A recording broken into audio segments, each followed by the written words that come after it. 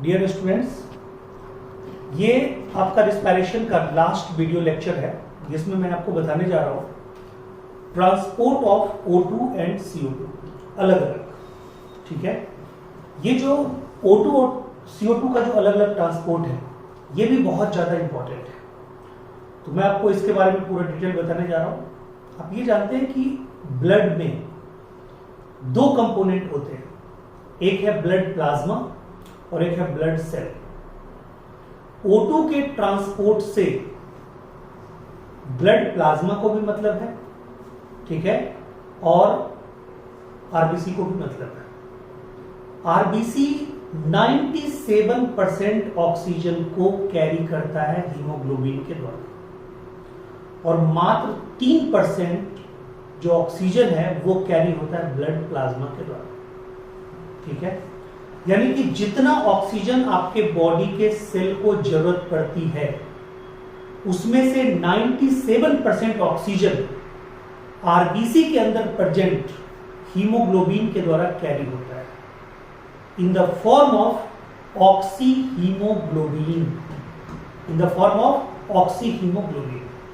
मैं आपको बता दूं कि एक हीमोग्लोबिन जो कंपाउंड होता है उसमें एक हेड पार्ट होता है, एक रिंग पार्ट होता है, उसको बोलते हैं पोरफायरिन रिंग। क्या बोलते हैं उसको? Porphyrin ring. उसको बोलते हैं पोरफायरिन रिंग। ठीक है, वो है पोरफायरिन। पोरफायरिन रिंग के बीच में होता है Fe++। एक बार सिंपल यही क्वेश्चन आ गया जो करते हो कि हीमोग्लोबिन का जो हेड पार्ट होता है उसको क्या बोलते हैं? तो हेम बोलते हैं। वो कौन सा पार्ट है? तो वो रिंग पार्ट है। उस रिंग को क्या बोलते हैं? Porphyrin ring. और उसके सेंटर में क्या होता है? Fe++। क्लियर है? उसके सेंटर में होता है Fe++। एक्चुअली में वो ऐसे होता है Fe++ चारों तरफ, ठीक है, नाइट्रोजन होते हैं। ठीक है, यहां पे हेक्सागोनल रिंग होता है। ठीक है, ऐसा होता है रिंग, ये हेक्सागोनल रिंग है, ये से, और फिर साइड में 4 पेंटागोनल रिंग होते हैं। ये 4 पेंटागोनल रिंग, ठीक है, ये 4 पेंटागोनल। ये देखिए hexagonal hexagonal hexagonal hexagonal hexagonal, ये 4, और ये पेंटागोनल रिंग। ठीक है, ये पेंटागोनल, बीच में Fe, ठीक है, ++। इसको बोलते हैं पोरफायरिन रिंग। ठीक है, और इससे 4 पॉलीपेप्टाइड चेन होते हैं, यानी कि 4 प्रोटीन का चेन होता है जिसको ग्लोबिन बोलते हैं, और इसको क्या बोलते हैं? हेम। दोनों मिला के क्या हो गया? हेमोग्लोबिन। क्या हो गया? हेमोग्लोबिन। ये जो हेम के द्वारा जो 4 मतलब चेन होते हैं, तो मैं बता दूं, हेम एक मॉलिक्यूल हेमोग्लोबिन 4 मॉलिक्यूल ऑक्सीजन को कैरी करता है। ठीक है, यानी कि हीमोग्लोबिन जो लिखा हुआ है इसको आप क्या बोलते हैं? Hb4। क्या बोलते हैं? Hb4। इसको सिंबलाइज करते हैं Hb4। क्यों इसको सिंबलाइज करते हैं Hb4? ठीक है, इसको सिंबलाइज इसलिए करते हैं Hb4 क्योंकि हीमोग्लोबिन के अंदर 4 पॉलीपेप्टाइड चेन होते हैं।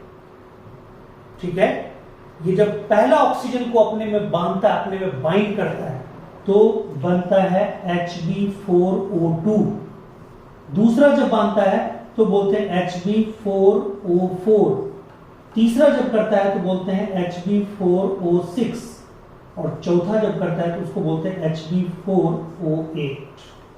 ठीक है, बताइए, अगर कोई पूछेगा Hb4O2 क्या है, सेचुरेटेड या अनसेचुरेटेड?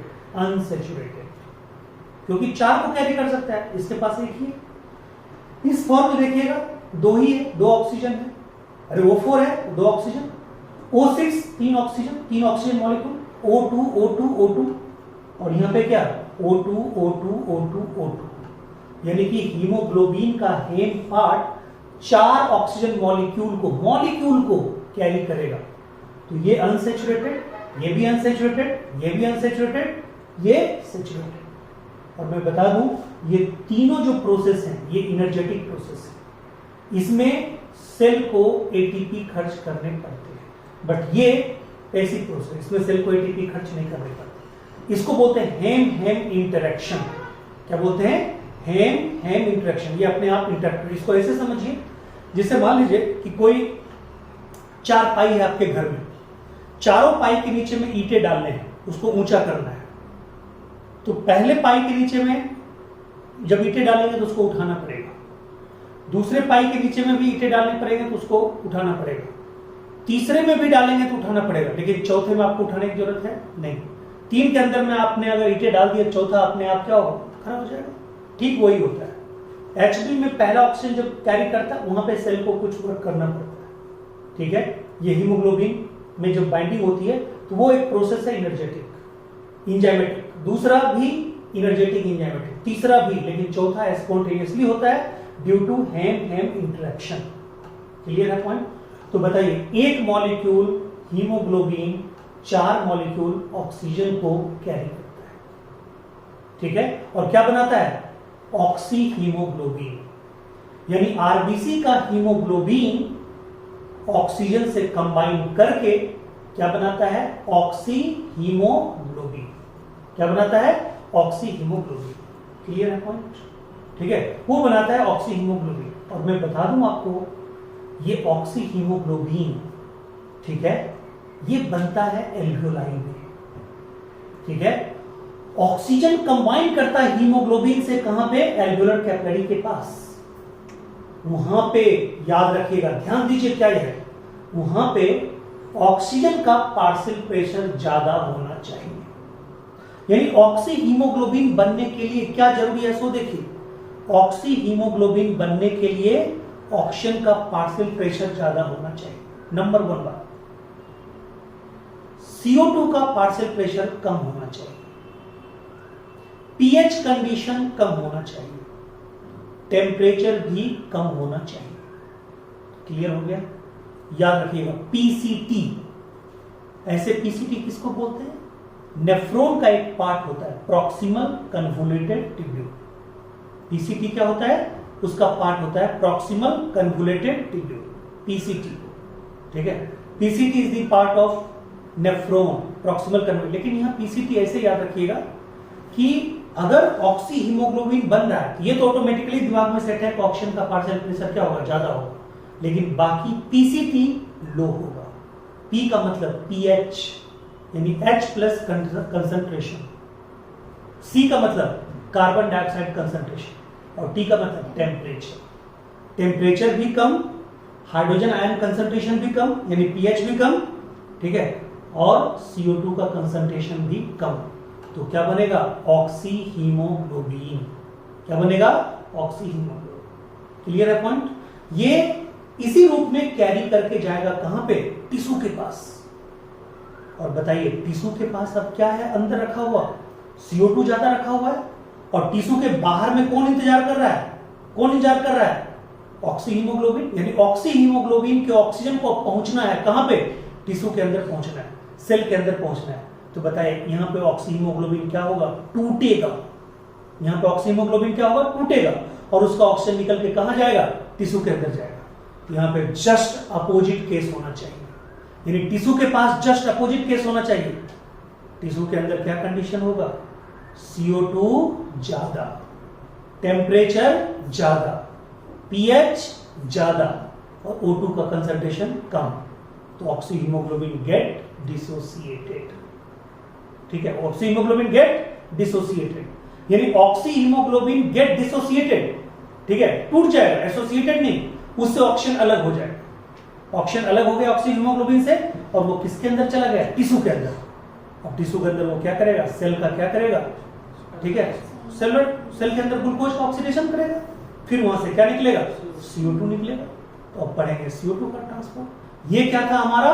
ऑक्सीजन का ट्रांसपोर्ट। तो फिर से मैं बता रहा हूं, ऑक्सी हीमोग्लोबिन बनने के लिए ऑक्सीजन का पार्शियल प्रेशर ज्यादा, CO2 का पार्शियल प्रेशर कम, टेम्परेचर कम, पीएच कम। और ऑक्सी हीमोग्लोबिन से ऑक्सीजन को डिसोसिएट होने के लिए, हटने के लिए क्या चाहिए? CO2 ज्यादा, ठीक है, CO2 ज्यादा, टेम्परेचर ज्यादा, पीएच ज्यादा, O2 कम। तो कहता है कि डिसोसिएट होने के लिए वो चाहिए, उसको बोलते हैं बोर्स इफेक्ट।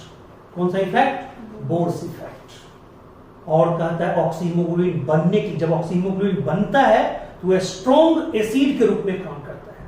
किसके रूप में काम करता है? स्ट्रॉन्ग एसिड के रूप में। उसको बोलते हैं हेल्डेन इफेक्ट। कौन सा इफेक्ट? हेल्डेन। ये एनसीईआरटी में नहीं है, बट आपको दिमाग में रखना है।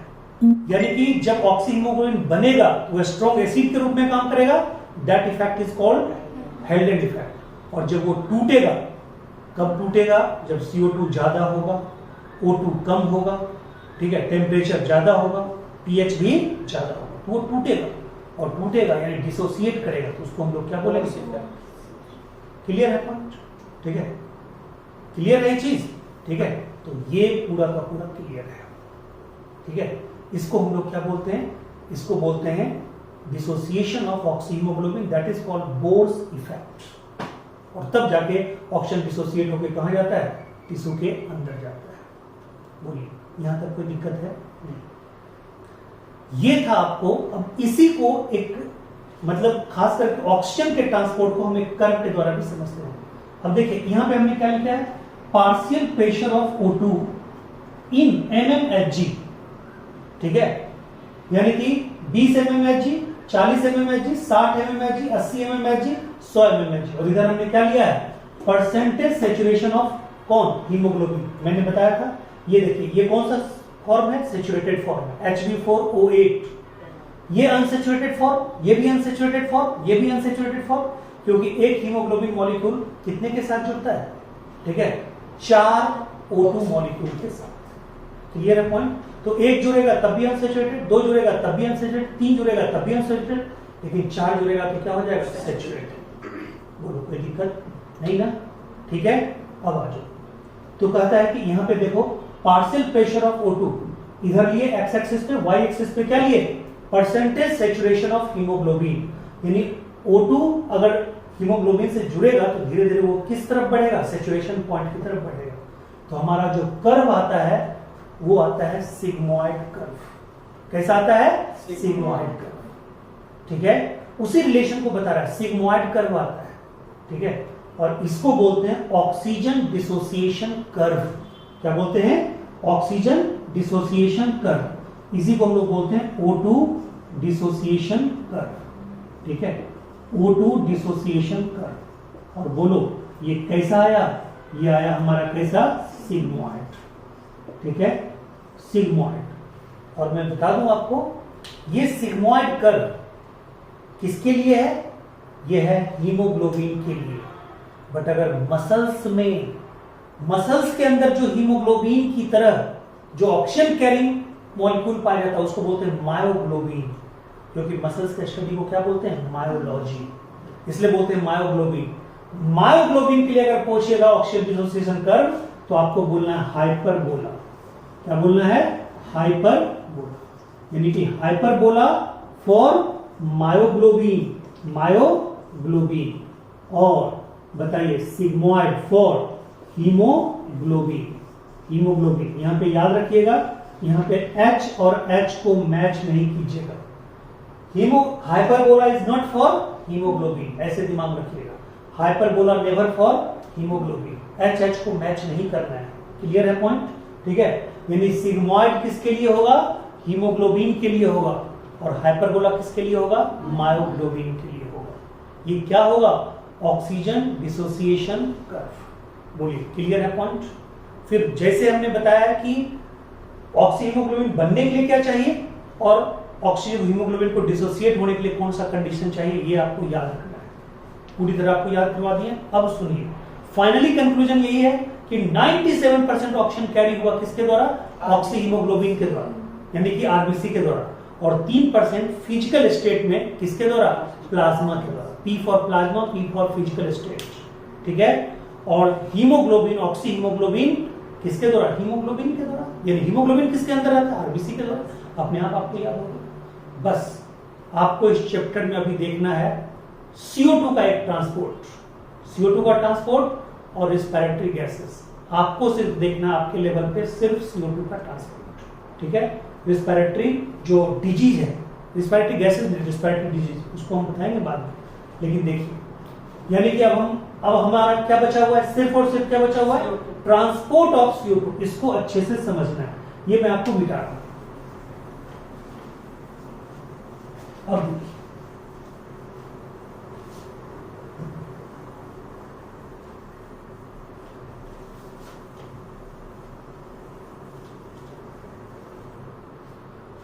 देखिए, ये जो है ये आखिरी टॉपिक है, इसको अच्छे से समझना है। इसके लिए मैं यहां पे पहले तो आपको ये बताता हूं कि ट्रांसपोर्ट ऑफ CO2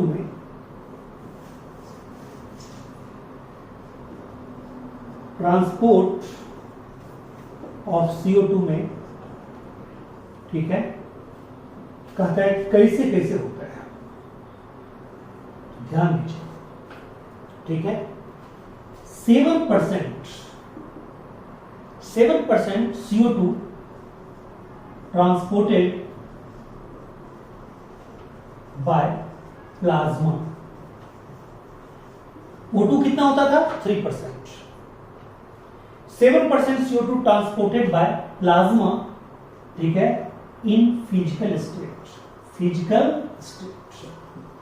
ठीक है, क्लियर। H2CO3 के रूप में, यानी कि H2O, प्लाज्मा का H2O प्लस CO2 दोनों मिलकर क्या बनाएगा, बोलिए, H2CO3। इसको क्या बोलते हैं, कार्बोनिक एसिड। H2CO3 को क्या बोलते हैं, कार्बोनिक एसिड। यानी कि फिजिकल स्टेट का मतलब कार्बोनिक एसिड। कितना परसेंट, 7%। ठीक है, एनसीईआरटी के अनुसार 20 से 25%, इसका एवरेज लीजिएगा 23%। विद द ठीक है, हेमोग्लोबिन ऑफ आरबीसी। तो कहता है आरबीसी के हीमोग्लोबिन के साथ ऑक्सीजन कैरी करता था, तो उसको क्या बोलते थे, ऑक्सी हीमोग्लोबिन। बट जब CO2 कंबाइन करेगा तो उसको बोलेंगे कार्बोक्सी हीमोग्लोबिन या कार्बामिनो हीमोग्लोबिन। क्या बोलेंगे, कार्बामिनो हीमोग्लोबिन। तो कार्बामिनो हीमोग्लोबिन बोलिए, कार्बामिनो हीमोग्लोबिन, कार्बामिनो हीमोग्लोबिन। ठीक है, क्लियर है, कोई दिक्कत, कार्बामिनो हीमोग्लोबिन, क्लियर है पॉइंट। अब आएगा, कहता है 70%, ये देखिए 23 और 7 को जोड़िएगा कितना होगा, 70, बच गया कितना, 70%। 70% CO2 ट्रांसपोर्टेड एज, ठीक है, बाय कार्बोनेट आयन,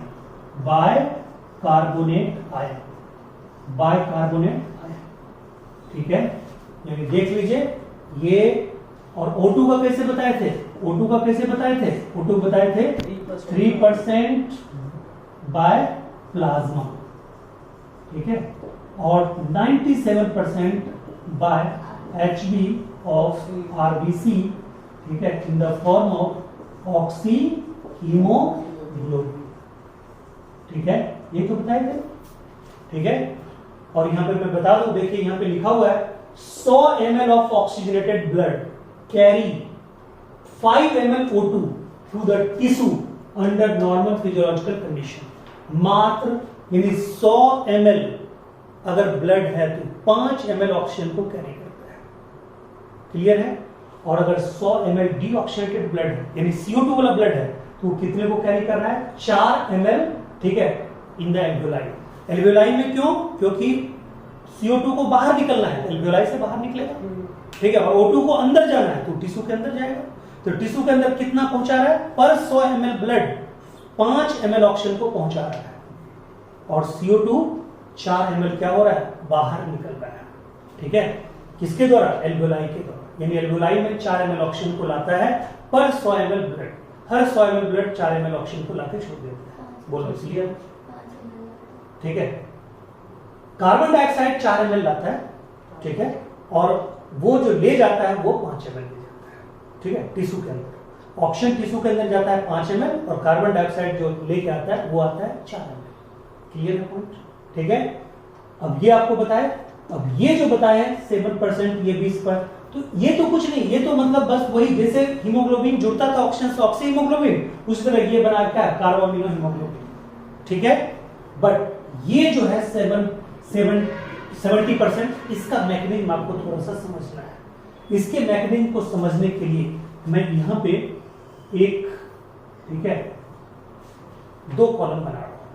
अब समझिए, इधर है हमारा प्लाज्मा, तुरंत समझ जाइएगा, और इधर है आपका आरबीसी। इधर है प्लाज्मा, इधर है आरबीसी। देखिए दुनिया में होता क्या है, जनरली यही होता है कि अगर आपके पास बहुत ज्यादा टैलेंट है तो आपके पास पैसा नहीं होता, और कभी कभी पैसा उस आदमी को होता है जिसके पास बहुत ज्यादा टैलेंट नहीं होता।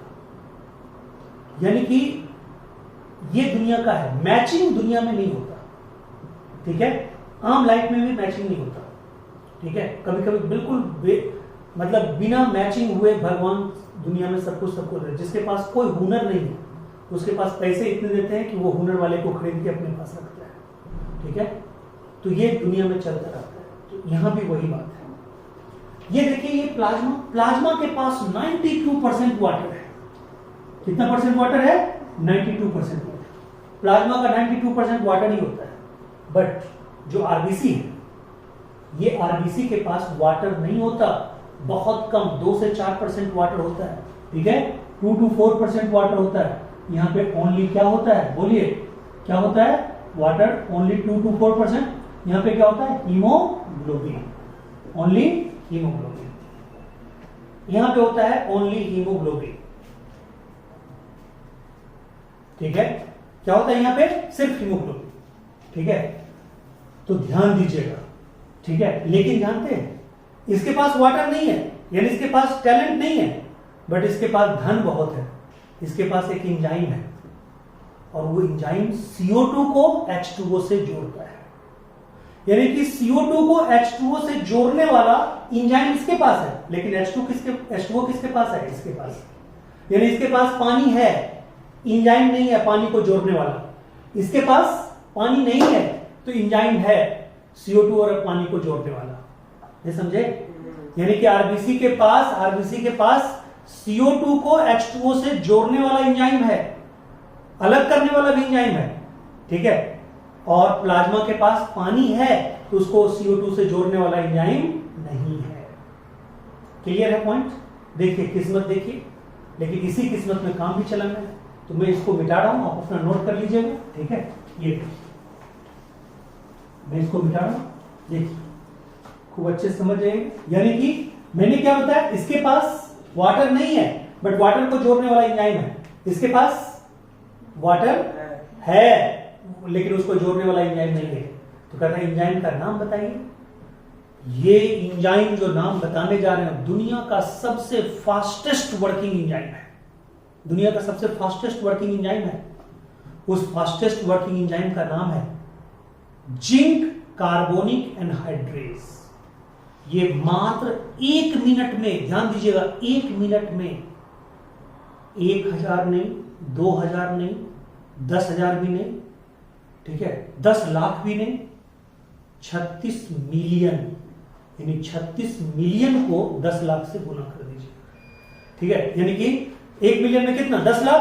तो 36 को 10 से गुना कर दीजिए, 360 मिलियन, यानी 36 मिलियन, ठीक है। 1 मिलियन में कितना? 10 लाख। 36 मिलियन CO2 और H2O को 1 मिनट में जोड़ देता है। उस एंजाइम का नाम सुन लीजिए। और वो एंजाइम दुनिया में किसी के पास नहीं होता, सिर्फ आरबीसी के पास होता है। सिर्फ किसके पास होता है? रेड ब्लड सेल के पास। तो आपको ये भी जान के आश्चर्य लग रहा होगा कि बाप रे बाप, सबसे फास्टेस्ट वर्किंग एंजाइम किसके पास है? आरबीसी के पास। नाम क्या है?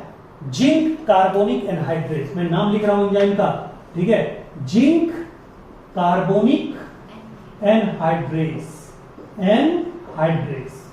जिंक कार्बोनिक एनहाइड्रेज, ठीक है। कहता है ये फास्टेस्ट, ठीक है, वर्किंग एंजाइम है। फास्टेस्ट वर्किंग एंजाइम है। ये फास्टेस्ट वर्किंग एंजाइम है। ये दुनिया का सबसे फास्टेस्ट वर्किंग एंजाइम है। क्लियर है पॉइंट? ठीक है।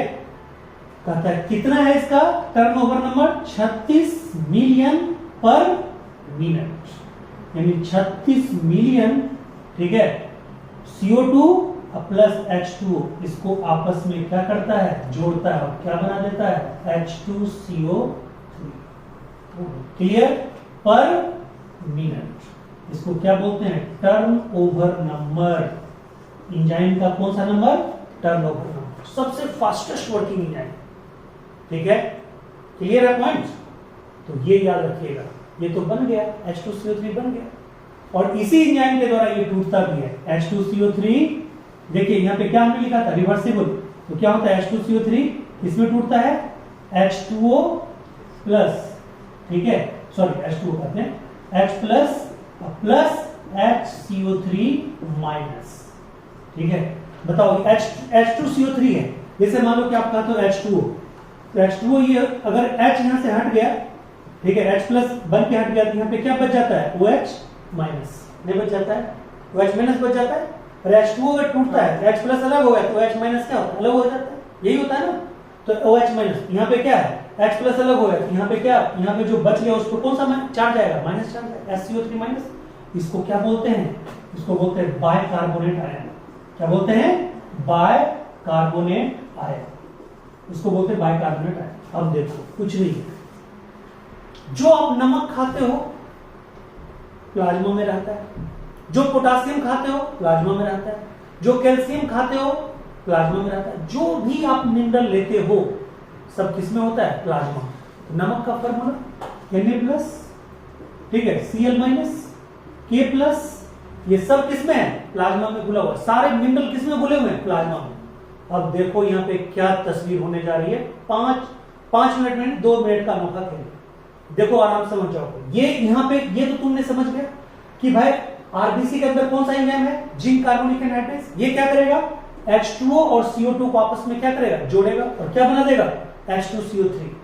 और H2CO3 जब टूटेगा तो क्या बनेगा, H प्लस SCO3 माइनस, यानी कि बाइकार्बोनेट आयन। क्लियर है पॉइंट? बाइकार्बोनेट बन गया, ये बन गया बाइकार्बोनेट आयन। अब क्या हो रहा है, ठीक है, ये जितना बाइकार्बोनेट आयन बना उसका 70%, ठीक है, बाइकार्बोनेट आयन शिफ्ट कर गया। ठीक है, बाइकार्बोनेट मूव फ्रॉम, क्या बोलोगे, बताओ कहां से मूव कर रहा है, आरबीसी टू, बोलो ना, प्लाज्मा। ये मूव कर गया आरबीसी से किस में आ गया, प्लाज्मा। क्या आ गया, बोलो, 70% क्या आ गया, HCO3 माइनस। 70% HCO3 माइनस इधर आ गया। कोई दिक्कत है नहीं ना, यानी 70% SCO3 माइनस इधर आ गया। ठीक है, 70% आ गया, ध्यान रखना। उधर 30% ही बचा, इधर कितना बचा, बोलो, इधर 30% ही बचा। 30% SCO3 माइनस इधर बच गया। ठीक है, ध्यान दो। अब उधर से कौन सा चार्ज है, इसमें कौन सा चार्ज है, माइनस, उसके बदले में इधर से भी माइनस चार्ज ही इधर जाएगा। क्या जाएगा, बोलो, इधर माइनस चार्ज कौन है, Cl। तो जो ये आया इसको बोलते हैं बाइकार्बोनेट शिफ्टिंग, बाइकार्बोनेट शिफ्टिंग। ठीक है, इसको बोलते हैं बाइकार्बोनेट शिफ्टिंग। क्लियर है, बाइकार्बोनेट शिफ्टिंग हो गया, और उसके बदले कौन सा शिफ्टिंग हो, अरे उसके बदले क्या गया इधर से इधर।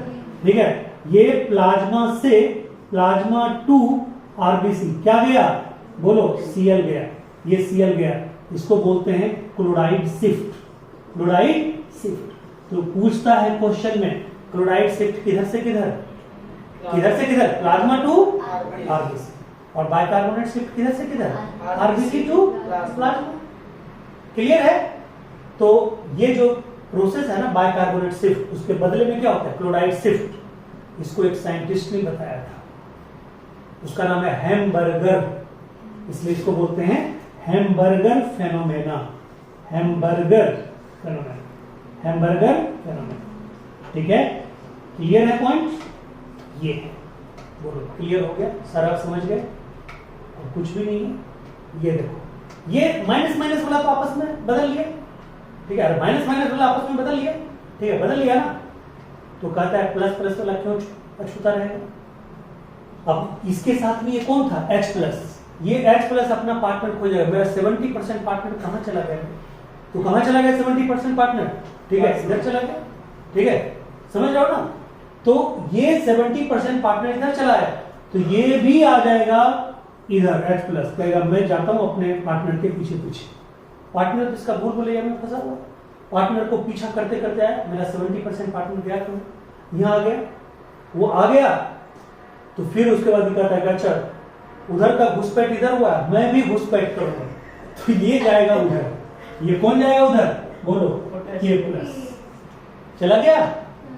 अब K प्लस, अब कहेगा कि बहुत हो गया इधर उधर जाना, जो जाना है वहीं सेट कर लो, लॉकडाउन होने वाला है, ठीक है, वो उधर सेट कर जाएगा, उधर देखो कैसे लॉकडाउन में क्या करेगा, ये इस 30% के साथ मिल जाएगा, 30% SCO3 माइनस प्लस, बोलो K प्लस, क्या बना देगा KHCO3, ठीक है। और इधर जो आया है 70%, ये 70% के साथ मिलने के लिए कौन तैयार पहले से बैठा हुआ है, Na, तो क्या बना देगा NaHCO3 माइनस, ठीक है, क्लियर है, काम खत्म।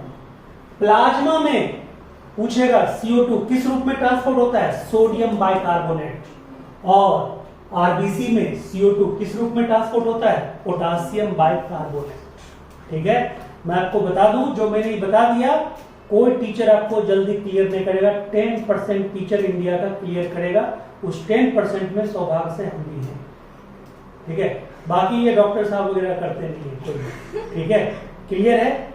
जो बड़े बड़े नाम डिग्री लगा के ये सब करेंगे कि नहीं आओ ये कर देंगे वो कर देंगे, आपको आवाजें ऐसे ऐसे बोलेगा, बहुत सारे वीडियो आप देखिएगा यूट्यूब चैनल पे, ठीक है, ऐसे होगा, दोस्तों मैं बताने जा रहा हूं राइबोसोम, ये सब नाटक होता है, ये सब चक्रों में मत पढ़िए, सिंपल पढ़िए, सिंपल आदमी से पढ़िए, सिंपल शकल सूरत वाला से पढ़िए, ना चेहरा सलमान खान वाला, ना कुछ, देखिए हाफ शर्ट पहने हुए, ना घड़ी, ना कुछ, कहीं कुछ नहीं, और सिंपल ढंग से आपको पढ़ाए एकदम नॉलेज के साथ, ठीक है। बड़े बड़े वीडियो में देखिएगा एकदम केरी मिनाटी की तरह पल्लाया हुआ है, ठीक है, ऐसा ऐसा वीडियो में कहेगा दोस्तों आज बेटे आपको बताने जा रहे हैं राइबोसोम, ठीक है, ये मुझे बोलने नहीं आता और ये मैं कभी बोलूंगा भी नहीं, आपको मैं इसी ढंग से पढ़ाऊंगा, फैक्ट मैंने बता दिया, ये सब फैक्ट आपको जल्दी नहीं बताया जाएगा, ठीक है।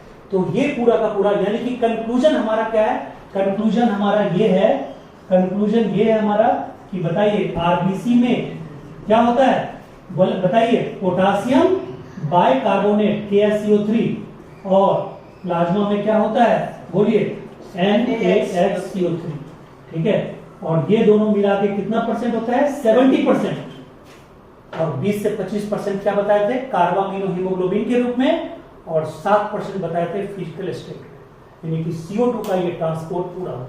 अब आपका एक ही चीज बचा हुआ है, वो है रिस्पिरेटरी डिसऑर्डर, ठीक है, ये रिस्पिरेटरी डिसऑर्डर बस बचा हुआ है, ठीक है। Thank you so much dear students, इस लास्ट वीडियो में ही आपका दो छोटे छोटे टॉपिक जो है उनको मैं इंक्लूड कर रहा हूँ, ठीक है। ऐसे ये वीडियो आपका तैयार हो चुका था, बट इसी वीडियो में मैं आपको दो टॉपिक और ऐड कर रहा हूँ, ठीक है। हो सकता है आपको 5-10 मिनट बड़ा वीडियो ये आपको लगे। देखिए, एक आपका है रिस्पिरेटरी डिसऑर्डर, दूसरा है कंट्रोल ऑफ रिस्पिरेशन, ठीक है। तो कंट्रोल ऑफ रिस्पिरेशन जो है, यानी कि कंट्रोलिंग सिस्टम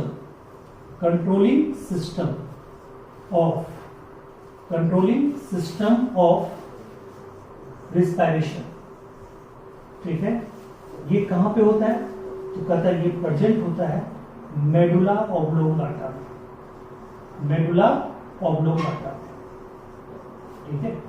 ये मेडुला ऑब्लोंगाटा किसका पार्ट है, हाइंड ब्रेन का पार्ट है, हाइंड ब्रेन का पार्ट है, क्लियर है, मेडुला ऑब्लोंगाटा। यही नहीं, मेडुला ऑब्लोंगाटा जितने भी इनवॉलंटरी प्रोसेस हैं आपके बॉडी में, सबका सेंटर यही है, ठीक है, यानी कि also centre of all involuntary process, also centre of all involuntary process, ठीक है। सारे इनवॉलंटरी प्रोसेस का यही सेंटर है, ओके, सारे इनवॉलंटरी प्रोसेस का यही सेंटर है, जितने भी इनवॉलंटरी प्रोसेस, क्लियर है। तो मैं आपको बता दूं, जैसे वोमिटिंग, नोजिया, ठीक है, स्नीजिंग, योनिंग, सबका यही है सेंटर। ठीक है, कौन? Medulla oblongata. Heart beat, heart rate, ठीक है, रिस्पिरेटरी सेंटर तो आप देख ही रहे हैं। इसके अंदर एक स्पेशल साइट होता है, उसको बोलते हैं रिस्पिरेटरी रिदम सेंटर। ठीक है, सेंटर RRC। ठीक है, यानी कि कंट्रोल ऑफ रिस्पिरेशन जो होता है वो न्यूरल सिग्नल के द्वारा होता है। किसके द्वारा होता है? न्यूरल सिग्नल के द्वारा होता है। ये न्यूरल सिग्नल के द्वारा होगा। ठीक है, न्यूरल सिग्नल के द्वारा होगा, न्यूरल सिग्नल के द्वारा होगा। इसका साइट क्या होता है?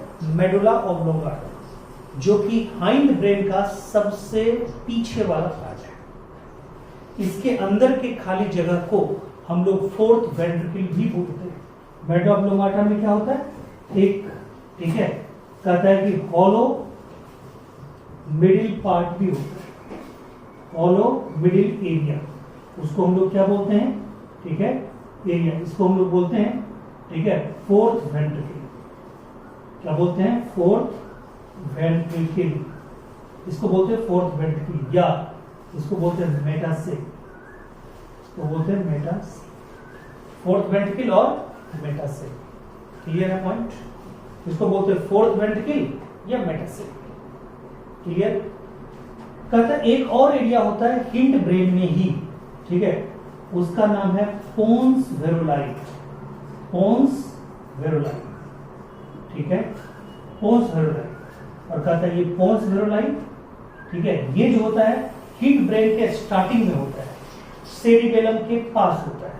कहता है हिंड वेरुलाई, ये भी, ये सॉरी पोन्स वेरुलाई, ये भी किसमें होता है? हिंड ब्रेन में। और ये क्या करता है? जिसको बोलते हैं नीमोटैक्सिक सेंटर, नीमोटैक्सिक सेंटर, इसको बोलते हैं नीमोटैक्सिक सेंटर। ये है नीमोटैक्सिक सेंटर। ये क्या करता है? मॉडरेट, ठीक है, मॉडरेट द एक्टिविटी ऑफ, ठीक है, रिस्पिरेटरी रिदम सेंटर, RRC के एक्टिविटी को मॉडिफाई करता है। ओके, स्पेशली, ठीक है, इंस्पायरेशन के ड्यूरेशन को ये रिड्यूस कर सकता है। ठीक है, इंस्पायरेशन के, ठीक है, ड्यूरेशन को ये क्या करता है? रिड्यूस कर सकता है। क्लियर? उसको कंट्रोल करने का इसके पास तरीका है, ये मॉडरेट करता है। और कहता है एक और सेंटर होता है जस्ट इसके बगल में, ये जो आप देख रहे हैं RRC, ठीक है, ये जो RRC देख रहे हैं, ये RRC के पास एक और सेंटर होता है, उसको बोलते हैं केमो सेंसिटिव, ठीक है, एरिया, केमो सेंसिटिव एरिया। ये कब काम करता है? जब हाई CO2 हो जाए, ठीक है, जब हाई pH हो जाए, ठीक है, जब हाई टेम्परेचर हो जाए, ठीक है, ये तीनों जब हाई हो जाए, ठीक है, तो क्या होता है? ठीक है, डिसोसिएशन ऑफ, ठीक है, ऑक्सी हीमोग्लोबिन होता है, ऑक्सी हीमोग्लोबिन होता है, डिसोसिएशन ऑफ ऑक्सी हीमोग्लोबिन होता है। ठीक है, जब ये तीनों हाई हो जाए तो डिसोसिएशन ऑफ ऑक्सी हीमोग्लोबिन, इसका ठीक उल्टा, ठीक है। और यहाँ पे क्या क्या बोलिएगा? लो O2 लो, ये हाई, ये तीनों हाई। अब यहाँ पे क्या होगा? हाई O2, ठीक है, लो CO2, लो H+, लो टेम्परेचर, तब क्या होगा? Oxy haemoglobin. तो ऑक्सी हीमोग्लोबिन या ऑक्सी हीमोग्लोबिन का बनना या ऑक्सी हीमोग्लोबिन से ऑक्सीजन का डिसोसिएट होना, दोनों के प्रोसेस को कंट्रोल कौन करता है? केमोसेंसिटिव एरिया। क्लियर है पॉइंट? ठीक है। इसके अलावा दो जगह पे कहता है, एक तो कैरोटिड आर्टरी, आर्टरी हमने आपको पहले ही बताया। आर्टरी क्या बताया? ठीक है, कि जो अवे फ्रॉम हार्ट जाए, तो ये हार्ट से निकल के जो ब्रेन को जाता है that is called carotid artery. Carotid artery के पास रिसेप्टर होते हैं, कैरोटिड आर्टरी के पास रिसेप्टर होते हैं, प्लस सिस्टेमिक यानी कि एओर्टा, ठीक है, सिस्टेमिक एओर्टा, सिस्टेमिक एओर्टा, ठीक है, जो इनका जो आर्ट होता है यानी कि ग्रेट आर्टरी को हम लोग एओर्टा बोलते हैं, जो लेफ्ट वेंट्रिकल से निकलता है, लेफ्ट वेंट्रिकल से निकल के सारे ऑर्गन जाता है, उसको बोलते हैं ग्रेट आर्टरी, एओर्टा। उसके ऊपर भी रिसेप्टर होते हैं, ये दोनों रिसेप्टर भी, ठीक है, न्यूरल सिग्नल देने का काम करते हैं, गिव न्यूरल सिग्नल, ठीक है, सिग्नल टू RRC, ठीक है, give neural signal to RRC, यानी कि रिस्पायरेटरी रिदम सेंटर को, ठीक है, न्यूरल सिग्नल देने का काम ये रिसेप्टर भी करते हैं, जो कैरोटिड आर्टरी पे होता है और जो कहां पे होता है, ठीक है, कहता है सिस्टेमिक आर्क यानी कि सिस्टेमिक एओर्टा के जो ब्रांचेज होते हैं वहां पे होता है, ठीक है। ये पूरा का पूरा कंट्रोल है आपका, ठीक है, रिस्पायरेशन का, ठीक है, क्लियर हो गया। एनसीईआरटी का एक एक वर्ड इसमें समाहित है, आपको देखना है। जहां तक रिस्पायरेटरी डिसऑर्डर है, रिस्पायरेटरी डिसऑर्डर में, ठीक है, बहुत सारे आते हैं, आपको जो पढ़ना है वो पढ़ना है, एक आपको अस्थमा, अस्थमा पढ़ना है, दूसरा आपका पढ़ना है इम्फाइसीमा, इम्फाइसीमा, तीसरा जो आपका पढ़ना है वो ऑक्यूपेशनल डिजीज, ऑक्यूपेशनल डिजीज, और चौथा जो आपका पढ़ना है, ठीक है, ऑक्यूपेशनल डिजीज, चौथा जो आपका पढ़ना है अस्थमा हो गया, इम्फाइसीमा हो गया, ऑक्यूपेशनल डिजीज हो गया, उसके बाद थोड़ा सा बता देंगे निमोनिया, ठीक है, और ये जो देख रहे हैं, ठीक है, ये अभी, ठीक है, जो कोरोना आया है वो भी आपका रिस्पायरेटरी डिजीज ही है, ठीक है, तो ये सब जो डिजीज है सब रिस्पायरेटरी डिजीज है, ठीक है। देखिए अस्थमा में क्या होता है, एकदम टू दी पॉइंट जानिए। अस्थमा, ठीक है, अस्थमा दम्मा जिसको बोलते हैं हिंदी में, अस्थमा एक ऐसी बीमारी है, ठीक है, जिसमें सूखा कफ भी निकल सकता है, जिसमें रिप्रोडक्टिव कफ यानी कफ निकल सकता है, कफ नहीं भी निकल सकता है। जब कफ ना निकले खांसी में तो उसको बोलते हैं नॉन रिप्रोडक्टिव, जब कफ निकले तो उसको बोलते हैं रिप्रोडक्टिव। क्लियर है पॉइंट, ठीक है। तो देखिए अस्थमा, ये जो आप देख रहे हैं अस्थमा, ठीक है, इसमें क्या होता है, इसमें ब्रोंकस, ठीक है, और ब्रोंकियोल्स, ब्रोंकियोल्स दोनों में स्वेलिंग आ जाती है, दोनों में क्या होती है, स्वेलिंग होती है, दोनों में स्वेलिंग होती है, ठीक है, यानी कि दोनों में स्वेलिंग के कारण एब्नॉर्मलिटी आती है और बार बार, ठीक है, रिपीटेड, ठीक है, विजिंग होती है, यानी कि खांसी होगी, बाहर निकलेगा कफ, ठीक है। तो ये होता है। इम्फाइसीमा में क्या होता है, एल्वियोलाई का, एल्वियोलाई का सरफेस एरिया, ठीक है, सरफेस एरिया ये डिक्रीज कर जाता है, ये डिक्रीज करता है। ये क्रोनिक डिजीज है, ये क्रोनिक डिजीज है, और ये, ठीक है, कहता है किसमें होता है ये क्रोनिक डिजीज, कहता है ये सिगरेट स्मोकर को ज्यादा होता है। कौन, इम्फाइसीमा, ठीक है, सिगरेट स्मोकर को ज्यादा होता है। फिर उसका occupational disease, occupational disease occupation से रिलेटेड, ठीक है। मान लीजिए कि कोई मतलब बंदा ऐसा है जो किसी वैसे फैक्ट्री में काम करता है जहां से डस्ट पार्टिकल निकलते हैं, तो वो डस्ट पार्टिकल धीरे धीरे बैठते बैठते रिस्पायरेटरी ट्रैक्ट में एक फाइबर का रूप लेता है, फाइब्रोसिस बना देता है, फाइब्रोइड्स बना देता है। सीमेंट फैक्ट्री में काम करने वाले को सीमेंटोसिस होती है, एस्बेस्टस फैक्ट्री में काम करने वाले को एस्बेस्टोसिस होती है, कोल फैक्ट्री में काम करने वाले को नीमोकोनियसिस होती है, फ्लोराइड फैक्ट्री में काम करने वाले को फ्लोरोसिस होती है। ये सब अलग अलग इंडस्ट्री में काम करने वाले को होती है। ये ऑक्यूपेशन से रिलेटेड रिस्पायरेटरी डिजीज है, इसलिए इसको ऑक्यूपेशनल डिजीज बोलते हैं। क्लियर है, आप लिख लेंगे, ठीक है, लिखने की जरूरत नहीं है। और कहता है कि निमोनिया, निमोनिया में आप क्या देखते हैं, जो रिस्पायरेटरी ट्रैक्ट होता है, जो ट्रेकिया होता है, उसमें म्यूकस जम जाता है, बट ये टेम्पोररी होता है, ये बैक्टीरियल इंफेक्शन है। ये जिससे कॉज होता है उसका नाम है Streptococcus pneumoniae, diplococcus pneumoniae. Staphylococcus pneumonia, ठीक है, याद होगा। इसी पे अलेक्जेंडर फ्लेमिंग खोज कर रहे थे, तो उनको खोज हो गया किसका, पेनिसिलिन का, ठीक है। पता चला कि पेनिसिलियम नोटेटम से निकलने वाला पेनिसिलिन, ठीक है, बैक्टीरिया को किल करता है। और ये कोरोना आप जान ही रहे, सिंगल स्ट्रैंडेड आरएनए, सॉरी हाँ सिंगल स्ट्रैंडेड आरएनए इसका जेनेटिक मेटेरियल होता है। और क्या क्या लक्षण है, ये तो इतना मतलब फेमस हो गया कि आपको इसके बारे में बताना, लेकिन ये वायरल डिजीज है, ठीक है। बाकी इसमें भी क्या होता है, म्यूकस इतना जम जाता है, म्यूकस मतलब पूरे रिस्पिरेटरी ट्रैक्ट को जाम कर देता है, सांस लेने में दिक्कत होती है, जिसके कारण आदमी की डेथ हो रही है। बाकी कोरोना के बारे में सब कुछ आपको दिन रात देखते रहते हैं, बताना क्या है, ठीक है। तो ये सब रिस्पिरेटरी डिसऑर्डर है। ये रिस्पिरेटरी डिसऑर्डर और ये कंट्रोल ऑफ रिस्पिरेशन के साथ साथ ये पूरा रिस्पिरेटरी सिस्टम आपको अच्छे से फिनिश हो चुका है, ठीक है। अब आप इसको ग्रास्प करने की कोशिश कीजिए। अब कल इसका, ठीक है, यानी कल क्या, आज ही इसको, मतलब इस वीडियो के साथ आपको आज ही मैं आपको इसका पूरा एक्सरसाइज दे रहा हूं, वो आप जरूर सॉल्व करेंगे। Okay, thank you so much.